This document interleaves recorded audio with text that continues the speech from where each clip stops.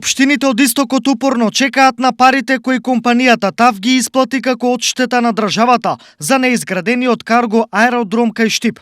Иако проектите се одобрени уште од лани, а градежната сезона е веќе почната, реализацијата на овие проекти не се ни надзира. Очекуваме овие средства да бидат распишени, односно работите и изведувачот одбран од страната на владата.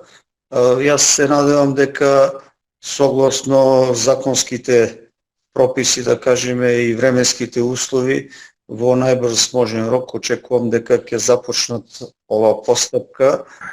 Пролета од страна на кабинетот на вице-премиерот ни беше кажано дека ќе следи реализација на овие проекти, така да некаде мај месец би требало да отпочне реализацијата на овие 3 проекти кои што ги доби општина Бробиштип. Очите на сите се вперени кон Министерството за транспорт и врски, во чија надлежност е реализацијата на овие проекти. Тој процес е во тек, таму се очекува да имаме директно фирма изведувач која што ќе влезе и ќе ги реализира тие средства во координација со општините. Секако општините поднесоа своји приоритети и своји барања и добро е што тие средства ќе бидат инвестирани за потребите на граѓаните, за најголемите приоритети на нашите македонски општини, така што во текот на оваа градежна сезона очекуваме да имаме градежни зафати и во однос на овој проект. Компанијата ТАВ на државата ја исплати околу 50 милиони евра одштета за карго аеродромот.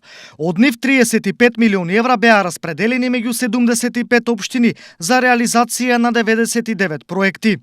Штип доби околу 80 милиони денари за изградба на водоводната линија 2, односно за водоснабдување на Пребег и околните населби.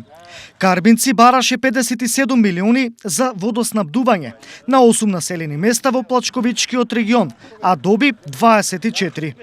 Пробиштип со 15,5 милиони денари ќе реализира 3 за општината значајни проекти: водоводи, атмосферска канализација и реконструкција на 2 улици.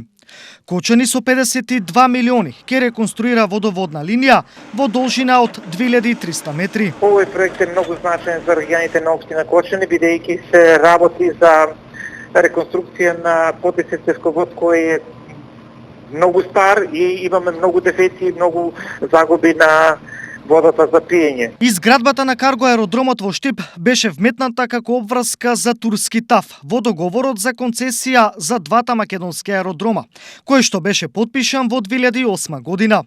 Подоцнежните истражувања покажаа дека нема економска исплатливост за еден таков проект, пошто беше активиран анекс на договорот кој го обврза ТАВ да исплати одштета за нереализирана обврска.